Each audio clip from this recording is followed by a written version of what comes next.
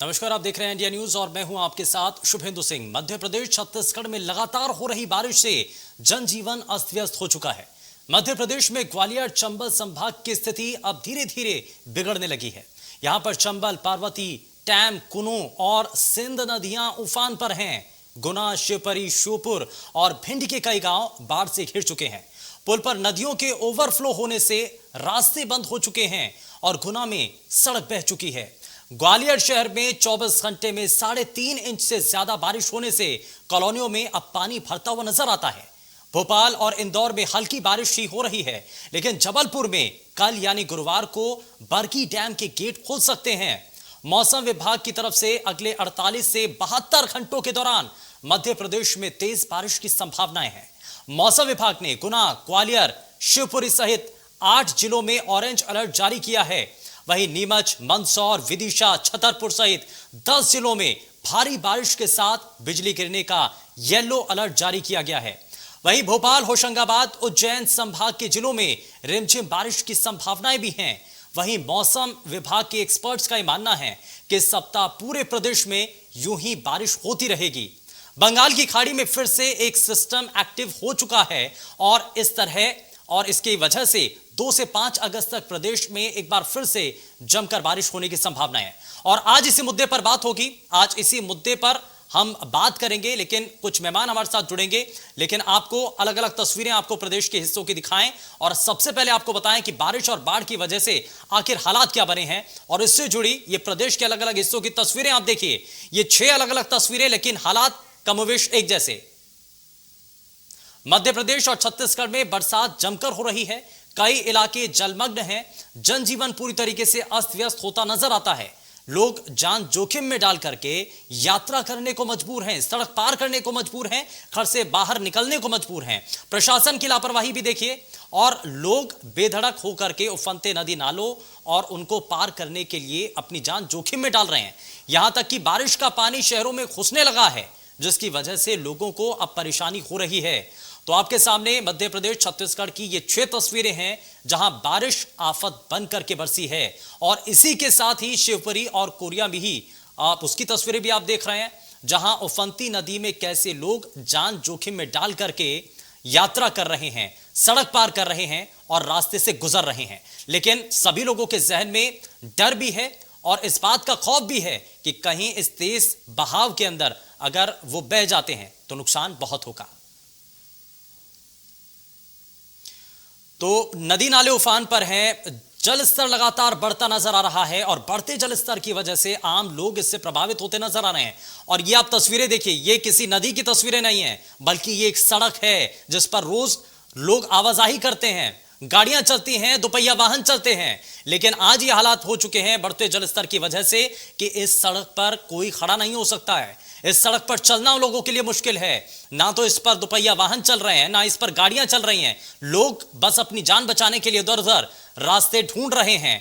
और ये कमोवेश प्रदेश के अलग अलग हिस्सों में कुछ ऐसी ही तस्वीरें देखने को मिलती हैं। और कई ऐसे इलाके हैं जहां पर उफनती नदी की वजह से आसपास के जो इलाके हैं वो पूरी तरीके से प्रभावित नजर आते हैं।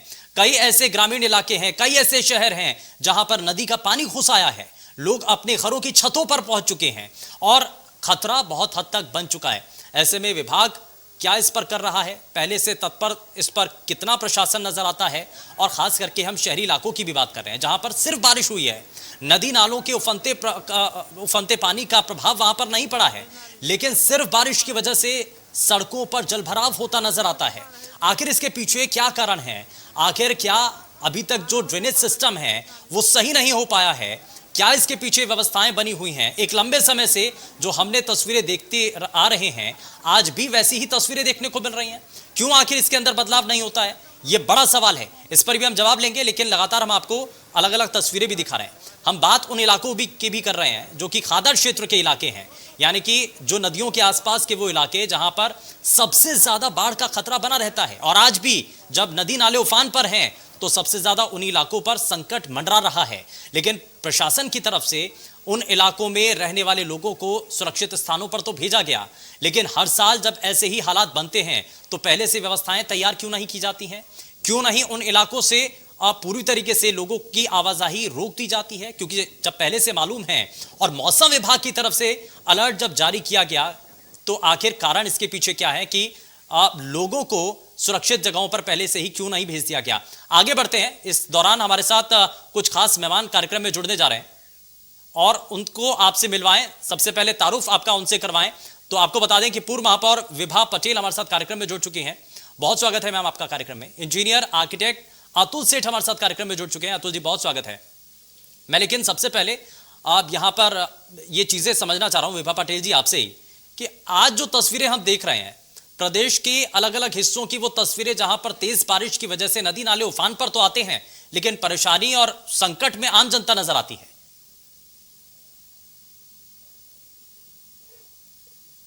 निश्चित तौर से ये जो परिस्थितियां निर्मित होती हैं, ये कहीं ना कहीं इसलिए होती हैं कि बारिश के पहले सही तरीके से नगरीय निकायों के द्वारा तैयारी नहीं की जाती है, और जब तैयारी नहीं होती तो इस तरह की स्थितियां निर्मित होती हैं। और हर नगर निगम यदि ये इंतज़ार करेगा कि बारिश आएगी और उसी वक्त व्यवस्थाएं की जाएंगी, तो कहीं ना कहीं दिक्कतों का सामना तो आम जनता को करना ही पड़ता है। अतिक्रमण होता है बहुत जगहों पर, वो अतिक्रमण के कारण ड्रेनेज में बहुत प्रॉब्लम हो जाती है जी। तो अतिक्रमण की समस्या, सफाई की ना होना, ये सारी समस्याएं ऐसी होती हैं जो साल भर चलती हैं और खामियाजा बारिश के सीज़न में जनता को उठाना पड़ता है। ठीक है, क्योंकि इसमें फंसती आम जनता ही है, पिसती आम जनता है। लेकिन अब भारतीय जनता पार्टी से भी हमारे साथ प्रवक्ता जो हैं वो कार्यक्रम में जुड़ चुके हैं, हम उनका भी रुख करेंगे। उनसे भी हम इन सवालों का जवाब लेंगे कि आखिर क्या कारण है, क्यों हर साल हमें ऐसी ही तस्वीरें देखने को मिलती हैं, क्यों आखिर ऐसा होता है कि हर साल जब भी बारिश होती है तो बाढ़ का खतरा नजर आता है, सड़कों पर जलभराव नजर आता है। जेपी मूलचंदानी हमारे साथ कार्यक्रम में जुड़ चुके हैं, भारतीय जनता पार्टी से प्रदेश प्रवक्ता हैं। बहुत स्वागत है सर आपका कार्यक्रम में।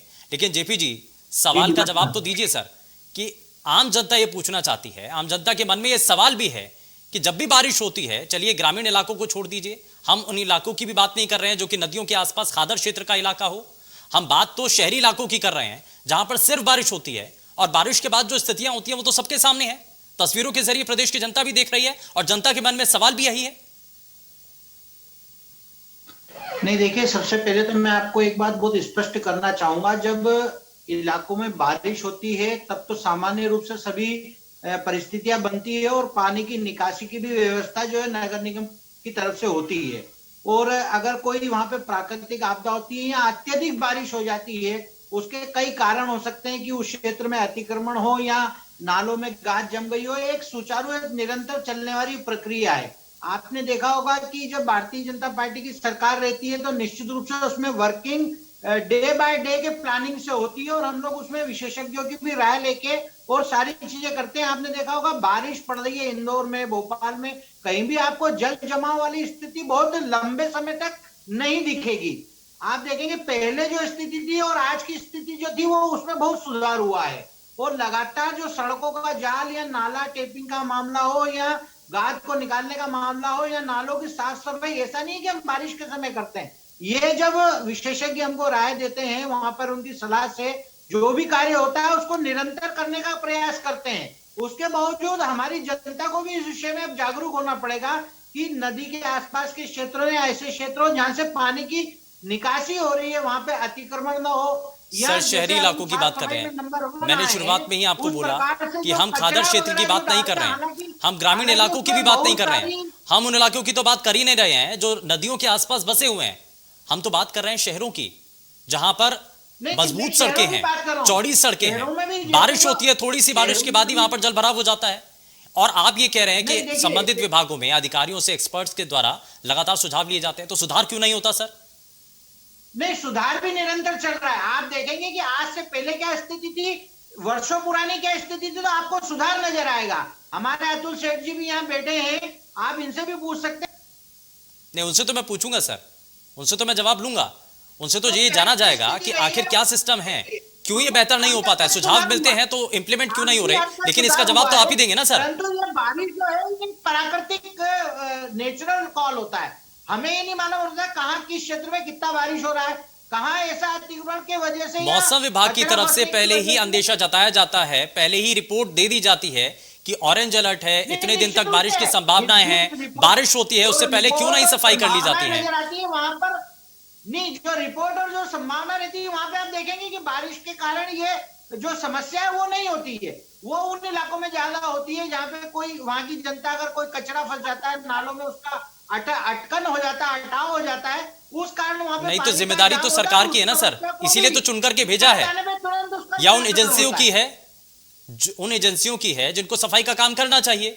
जनता ने इसीलिए तो चुन करके भेजा है ना कि ये सब काम सरकार करवाएगी, वो एजेंसियां करवाएंगी। निश्चित निश्चित रूप से निश्चित रूप से अधिकारी, सरकारी तंत्र और प्रशासनिक तंत्र के साथ साथ जनप्रतिनिधियों का, चाहे वो किसी भी पार्टी के हों, सबका अपना एक दायित्व होता है और मुझे लगता है सब जने अपने दायित्व का निर्वहन करते हैं और उसी का असर है कि हम सुधार की तरफ बढ़ रहे हैं। ठीक है। ऐसा नहीं है कि जो स्थिति 10 वर्ष पूर्व थी, 15 वर्ष पूर्व थी, 5 वर्ष पूर्व थी, आज हम देखेंगे उसमें काफी सुधार हुआ है और अभी भी मैं ऐसा नहीं कहता हूं कि पूर्ण सुधार हो गया है, अभी सुधार की और गुंजाइश है, पर निरंतर सरकार उसके लिए काम कर रही है। ठीक है, यानी कि गुंजाइश है और उन चीजों पर बेहतर तरीके से काम करने की जरूरत है। अतुल सेठ भी हमारे साथ बने हुए हैं। बिल्कुल, अतुल जी, मौजूदा वक्त में क्या दिख रहे हैं? परेशानियां तो अपार हैं, आम जनता के लिए मुश्किलें तो बढ़ जाती हैं, लेकिन आप क्या देख रहे हैं इसमें? ये जो सिस्टम के अंदर सुधार लाने के लिए बार बार कह दिया जाता है, ये सुधार क्यों नहीं आ पाता है और ऐसा क्या कदम उठाया जाए जिससे इन चीजों के अंदर बेहतरी हो पाए?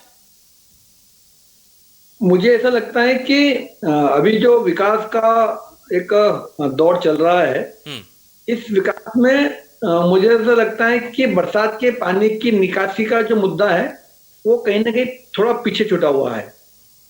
पहले अगर हम सभी याद करें तो हमारे शहरों चाहे भोपाल हो, इंदौर हो, ग्वालियर हो, खुली नालियां होती थी और सड़क किनारे कलवट बनती थी, पुलिया बनती थी। अब आधुनिक निर्माण के अंदर ये पुलिया शब्द गायब हो गया है, खत्म हो गया है। तो शायद हमने माना है कि बरसात के पानी को सड़क के नीचे नहीं बहाना, हमको सड़क के ऊपर बहाना है, ऐसा मुझे लगता है कई बार, जो कि एक बहुत ही गलत परंपरा है। और आधुनिक जितनी भी कॉलोनियां बनी हैं, चाहे वो इंदो विकास प्राधिकरण ने बनाई हो, भोपाल विकास प्राधिकरण ने बनाई हो, या हाउसिंग बोर्ड ने बनाई हो पिछले 10-15 सालों में, या प्राइवेट कॉलोनियां बनी हो, उन सब में बरसात के पानी की निकासी के ऊपर चर्चा ही नहीं की गई है। और इसमें कहीं ना कहीं मुझे लगता है कि जो town and country planning department है उसके अंदर भी इसको समावेश करना चाहिए कि बरसात की पानी की निकासी की ड्राइंग भी बनवाए। सामान्य ड्रेनेज की, सामान्य बिजली की पॉइंट तो बात कर देते हैं और बरसात के पानी की लाइन की बात नहीं होती कहीं भी। और उसकी वजह से होता यह है कि सड़कों पर पानी बहता है और सड़क पर कहीं भी थोड़ा मोटा कहीं आइटम रुक गया या पत्थर या मलबा पड़ गया तो पीछे की तरफ बहुत पानी की मोटी धार बन जाती है। और निचले इलाकों में जहाँ पानी जाता है वहां पे वो आसानी से नालों में मिल पाए, प्राकृतिक जो नाले हैं, तो जो प्राकृतिक नालों का जो बहाव है, जहाँ मिलन स्थल है, वहां पे अतिक्रमण किसी भी हालत में ना हो, ये साल भर वहाँ की स्थानीय शासन को सुनिश्चित करना चाहिए कि कहाँ पे आगे पानी नालों में मिलता है। तो अगर उस नालों को अगर हमने खुला रखा और खुली पानी की बरसात की नाली ना हो तो पुलियां बना के अगर हमने काम करा पाइपों के साथ तो निश्चित तौर से इसका लाभ मिलेगा। और दूसरा ये हो रहा है कि जो अभी सड़क बनाई जा रही है आरसीसी की, उसमें ये होता है कि सड़क किनारे जो लाइन डालते हैं उसमें पानी की गिनती करने के अंदर केवल सड़क के पानी को लेते हैं। उस सड़क पे जो आसपास के कॉलोनी का, आसपास की जमीन का जो पानी आता है उसको शायद लेना भूल जाते हैं ये लोग, और उसकी वजह से सारी समस्या आती है।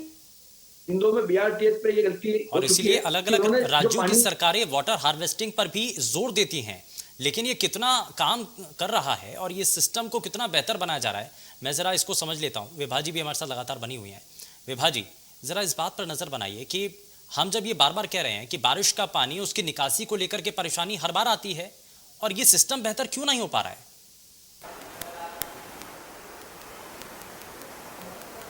देखिए, मैंने पहले भी कहा कि बहुत जगह अतिक्रमण साल भर हो जाता है। नगर निगम में चाहे कोई भी हो, जनप्रतिनिधि हो या अधिकारी हो, सभी को ये पता होता है कि आम तौर पर सरकारी विभागों में 15 जून से ये मान लिया जाता है कि बारिश प्रारंभ हो जाएगी, तो 15 जून के पहले इस सब की तैयारी की जानी चाहिए। नालों की सफाई होनी चाहिए, जहाँ पर अतिक्रमण से पानी रुकने का अंदेशा हो उस अतिक्रमण को हटाया जाना चाहिए। और इस सब के साथ साथ जो कमज़ोर निर्माण हैं उन पर भी कार्रवाई होनी चाहिए। सबसे महत्वपूर्ण इसमें यह है कि जो नाले हैं जो शहरों में से बहते हैं और जो ओवरफ्लो होकर पानी के भराव का स्थान बनाते हैं, वहाँ पर सफाई होनी चाहिए। तो ये सब चीज़ें यदि नगरीय निकाय नहीं करते हैं तो निश्चित तौर से इन स्थितियों का निर्माण होता है। दूसरी बात है कि अधिकारियों को इस पर बहुत निगाह रखनी चाहिए, क्योंकि वर्तमान में किसी भी नगर निगम में जनप्रतिनिधि तो है नहीं। जब जनप्रतिनिधि होते हैं तो उन्हें हर एक व्यक्ति को अपने अपने वार्ड की ये जानकारी होती है कि किस स्थान पर पानी का भराव हो जाएगा, कहाँ पर बाढ़ आने की स्थितियाँ निर्मित हो जाएंगी। तो ऐसे में जनप्रतिनिधि प्राथमिकता के आधार पर अपने अपने क्षेत्र में ये सफाई के काम करवाने का काम करते हैं। परंतु जब जनप्रतिनिधि नहीं है तो अधिकारियों को इस बात का विशेष ध्यान रखना चाहिए और नालों की सफाई, अतिक्रमण हटाना, ये सब कार्य किए जाने चाहिए। और जब सफाई व्यवस्था ठीक तरीके से लागू होगी तो कोई कारण ऐसा नहीं बनता जिसमें बाढ़ की स्थिति के लिए हम लोग तैयार ना हो पाए। ठीक है जेपी मूलचंदानी जी, ये पहले से ही मौसम विभाग की तरफ से अलर्ट जारी किया जाता है, चेतावनी पहले ही दे दी जाती है कि अब बारिश होगी, इतनी बारिश होगी, इसकी संभावनाएं हैं। पहले से ही मालूम होता है कि कहां कहां पर ब्लॉकेज होती है, कहां पर अतिक्रमण हो रखा है, जिसका जिक्र विभा पटेल जी भी कर रही हैं। अतुल सेठ जी ने भी इस बात का जिक्र किया है। लेकिन ये सब कुछ मालूम होने के बाद भी अगर एक्शन ना लिया जाए, अगर कोई अधिकारी काम नहीं कर रहा है, तो सरकार का भी तो दायित्व है। सरकार के अपने कुछ कड़े कदम हैं और इस पर कड़े कदम उठा भी सकती है, क्यों नहीं लिए जाते हैं फिर एक्शन? नहीं, निश्चित रूप से आपके चैनल के माध्यम से मैं बताना चाहूंगा कि सरकार पूरी मुस्तैद है, सारी समस्याओं के समाधान का पूरा प्रयास करती है और उसी का परिणाम है कि पूरे वर्ष भर नालों की सफाई का काम निरंतर चलता है। आप देखेंगे कि जो गंदे नाले सर, जब समय आता है तभी हो जाए तो ज्यादा बेहतर है जी। जब समय आता है, बारिश का समय है, मॉनसून है, अगर आप इसी समय कर लें तो ज्यादा बेहतर है। कम से कम सड़कों पर पानी तो नहीं भरेगा, लोगों को चलने में मुश्किल तो नहीं होगी। क्या होता है कि देखिए क्या होता है कि कुछ प्रैक्टिकल समस्याएं मैदानी जब वर्क होता है तब वहां पे आती है। जैसे अतुल सेठ जी की बात से मैं सहमत हूँ कि जो सघन बस्तियां रहती है, ये समस्या वहां पर ज्यादा आती है। वहां पे जो रखरखाव और कचरे का वहां पे डिस्पोजल है, वो प्रॉपर तरीके से हो रहा है कि नहीं हो रहा है, इस पे ध्यान देने की जरूरत है। जहां तक तो सर, ध्यान देने की जिम्मेदारी सरकार की ही तो है ना, जेपी मूलचंदानी जी। सरकार देखिए, सरकार अगर नहीं करती तो जो 10-15 साल पहले दृश्य था वो दृश्य आज देखने को मिलता। आज आप देखेंगे कि जो नदी नाले रहते हैं उसमें निरंतर पानी होकर और निकल जाता है और बहुत बेहतर हम स्थिति में है आज की तारीख में। आप देखेंगे जो नहीं, आप ये कहना चाहते हैं कि प्रदेश में जल भराव नहीं हुआ है?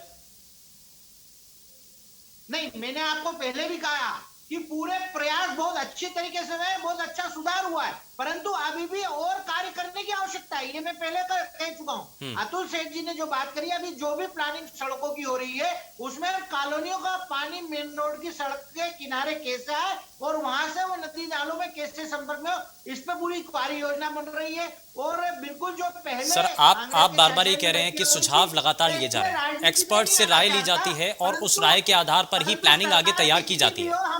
लेकिन जेपी जी बार बार अतुल सेठ जी भी इस बात का जिक्र कर रहे हैं कि जो बारिश का पानी आता है उसकी निकासी में तो दिक्कत है ना, उसको दुरुस्त क्यों नहीं किया जाता है? मैंने आपको बताया कि कोई भी योजना बनती है और उसमें जब कार्य होना चालू होता है तो बहुत सारी प्रतिशत तक हम सफलता प्राप्त कर चुके हैं। अब जो थोड़ी बहुत और समस्या है उसका आपको जल्दी निराकरण मिलेगा और उसी का परिणाम है कि हमारे मध्य प्रदेश में चाहे इंदौर हो, भोपाल हो, सफाई में नंबर 1 आते हैं। हमारा जल जमाव थोड़ा बहुत जहाँ होता है वो ज्यादा समय तक नहीं रह पाता, परंतु जब अपेक्षा से अधिक बारिश हो जाती है तो कहीं कहीं सिस्टम फेल होता है और उसको भी दुरुस्त करने का काम हमारा है और वो हम कर रहे हैं। ठीक है, अतुल सेठ जी कुछ कहना चाह रहे थे आप, जल्दी से रिएक्शन। हाँ, मैं ये कहना चाहता हूँ कि पूरे प्रदेश में एक बात पे ध्यान देने की आवश्यकता है।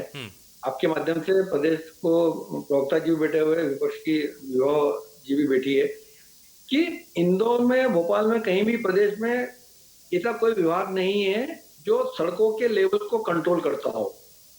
एक उदाहरण देना चाहता हूँ कि इंग्लैंड के अंदर, लंदन के अंदर सड़क का लेवल जो 1880 में तय किया था कि इतना ऊंचा रहेगा, आज 125 साल 150 साल बाद भी लेवल, सड़क का लेवल नहीं बढ़ता। रिपेयरिंग भी होती है तो सड़क को खोद के रिपेयरिंग की जाती है, उसका लेवल नहीं बढ़ाते। इससे होता यह है कि उसके आसपास का पूरा जो विकास है वो संतुलित रहता है। इंदौर में और प्रदेश में हो क्या रहा है कि सड़क पे सड़क बनती रहती है, सड़क धीरे धीरे ऊंची होती जाती है और उससे सारी पानी की बहने की जो व्यवस्था है प्राकृतिक, वो छिन्न भिन्न हो जाती है।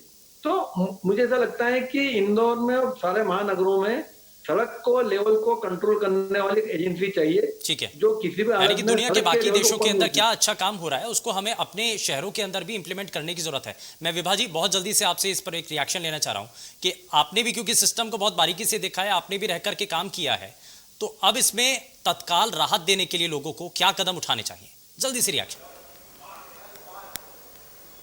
देखिए, तत्काल राहत देने के लिए तो नगर निगम को तैयारी करनी चाहिए कि जो उनके कर्मचारी हैं वो लोगों हर वार्ड में उपलब्ध रहें।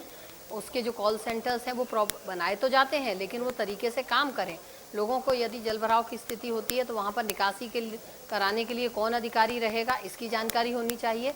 और साथ ही जो सफाई का अमला है उसे प्रतिदिन वार्डों में भ्रमण करके इन स्थितियों को जायजा लेना चाहिए और निराकरण की स्थिति करना चाहिए, ताकि ये स्थितियां बने ही नहीं।